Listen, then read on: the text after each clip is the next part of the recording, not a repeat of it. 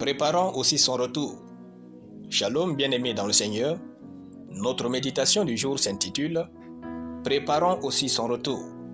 Nous tirons notre texte dans Luc chapitre 12, le verset 36, qui nous dit ceci. « Et vous, soyez semblables à des hommes qui attendent que leur maître revienne de noces, afin de lui ouvrir dès qu'il arrivera et frappera. » Alléluia.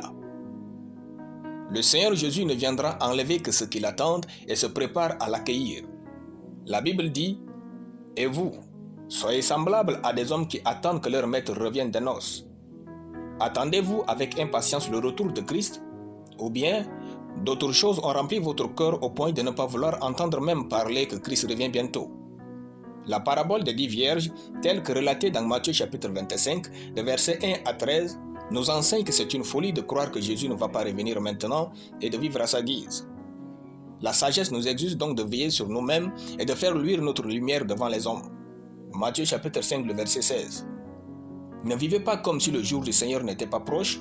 Chaque jour et à tout moment, Jésus pourrait revenir.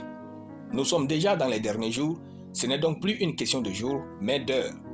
70 ans environ après le début du christianisme, l'apôtre Jean parlait même de la dernière heure. Il est écrit « C'est la dernière heure, et comme vous avez appris qu'un antéchrist vient, il y a maintenant plusieurs antéchrists, par là, nous connaissons que c'est la dernière heure. » 1 Jean chapitre 2, le verset 18. Si à l'époque de l'apôtre Jean, c'était déjà la dernière heure, à notre époque d'aujourd'hui, ce n'est donc qu'une question de minutes et de secondes pour que Jésus apparaisse. Êtes-vous prêts? Sinon, serez-vous prêts? Vous n'aurez pas d'excuses raisonnables. Si vous voulez être prêts, donnez votre vie à Jésus et vivez pour ses intérêts. Faites de sa parole votre parole et votre mode de vie. Ne laissez pas les frustrations, les distractions et les difficultés des temps de la fin détruire votre bon cœur. Ne vous compromettez pas. Recherchez la justice de Dieu et la gloire de son royaume. Laissez l'amour triompher dans votre cœur et dominer votre caractère. Marchez dans l'amour, respirez l'amour et vivez dans la sainteté. Recherchez ceux qui craignent Dieu et fréquentez-les. Servez Dieu et prêchez sa parole aux non-croyants. Faites de telle sorte que tout le monde entende parler de Jésus et de son amour incomparable. Constamment, examinez votre vie et soyez prêts pour l'enlèvement. Partant d'Apocalypse chapitre 4 à Apocalypse chapitre 19, vous verrez toutes les calamités qui arriveront sur la terre après l'enlèvement de l'Église.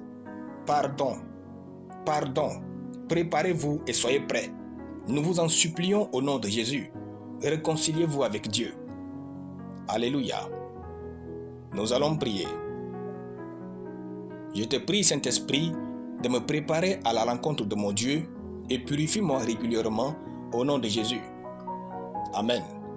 La lecture biblique en une année, Apocalypse chapitre 21. Soyez bénis, c'était le pain du ciel.